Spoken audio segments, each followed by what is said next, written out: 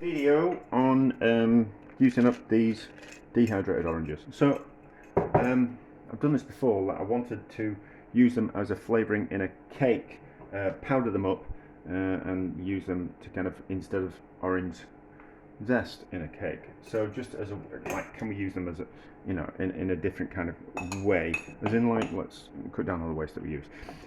Couldn't really taste the orange in it, so I'm going to try it again, and we're going to do more orange. So last time it was a 1/12 of the weight of the flour. This time we're going to use a 1/6 of the weight of the flour. So, and I'm going to do a fatless sponge because I've got some eggs to use up. It's just, we're using a fatless sponge. You don't use like a margarine or a butter, so it's just a more economical way of using things up, and I'll turn them into biscotti or something like that. Anyway, so whisked up eggs with sugar, and then we've got this, and I've put a little bit of extra baking powder in, and then we've got the flour, and then we've got the pureed up orange, dehydrated oranges, and I've just added a bit of flour to that and the baking powder to that. So because it's, if you leave it, what happens is the sugars and the little bit of moisture in the orange want to start making it clump together. So I just, when I pureed it up, well, turned it into dust, I just put a little bit of flour in just to kind of soak up that orange, just to kind of soak up that excess moisture, so it didn't go clumpy. So I think that'll be better. So that's the flour in there, and then we just need to fold the flour into the mixture.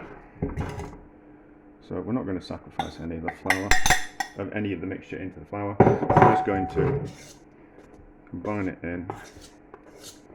I'll do the recipe in the description. But it's basically a fatless sponge recipe, and then whatever weight of the flour, divide that by 6, and that's the weight of the powdered orange that we're going to put in. So it smells great, and it tastes great. Does the powdered orange.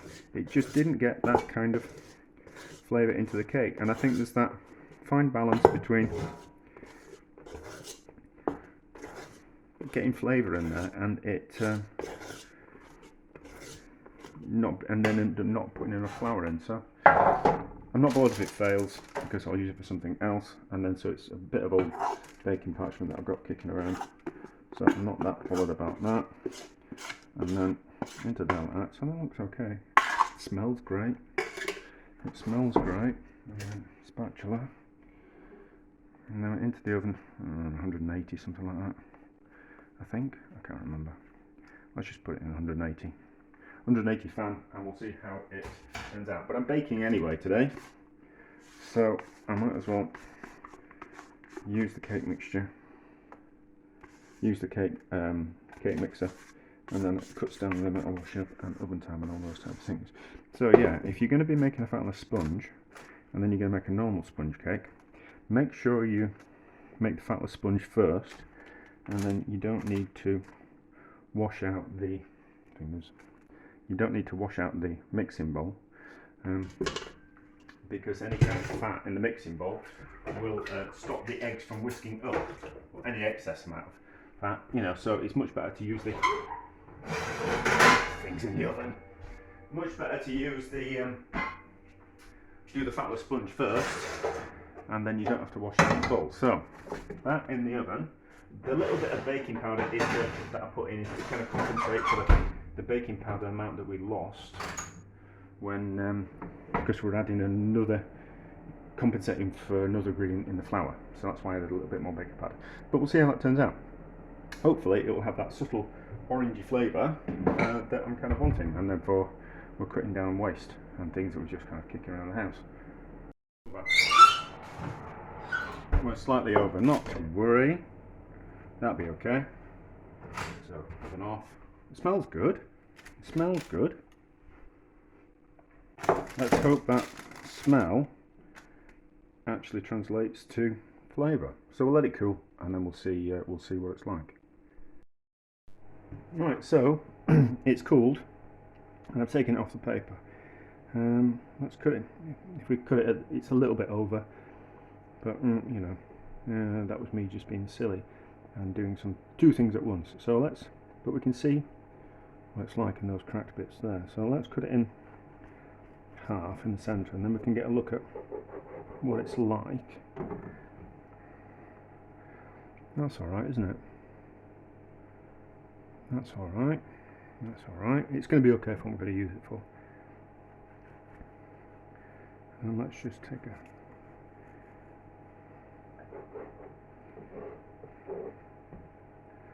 and see how it tastes.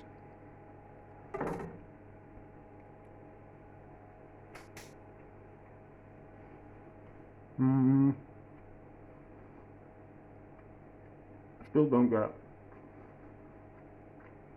that much orange.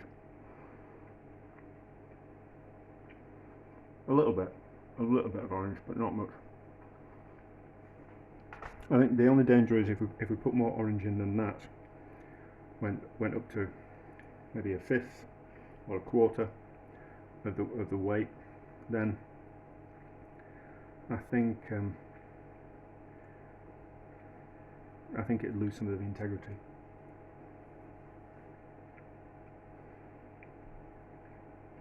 Or is it the gluten in the flour that holds the cake together? So we could use a high gluten flour if we were to put another ingredient in there. See, everything leads into another experiment, doesn't it? You know, because I always kind of thought, why don't we use, what happens if we use bread flour in a cake? Which I suppose that was going to be one of my, I suppose that was going to be one of my experiments, and I kind of think it would probably make quite a tough cake, because of the gluten in it. But if you were using the dehydrated orange powder in a higher content in the cake, then maybe the gluten would kind of compensate. The higher gluten flour would kind of compensate for the fact that there wasn't as much flour in there. That's kind of quite interesting. So 1/6 is not enough. Still not enough. And I don't know, even if we doubled that and took it to a third, I don't know if that would make a difference anyway. But it's nice and soft. And that's probably down to the fact that there's not as much flour in it. But that's kind of quite interesting. Maybe we'll have a go. That's another experiment, isn't it? I thought we'd be done with this, but no, there's another experiment to be done. I do this all the time.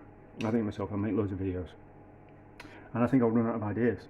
But each video is like a hydra, and you cut off one head, and two more poke through. Well, two more questions poke through. But anyway, so not a success, but we're going in another direction.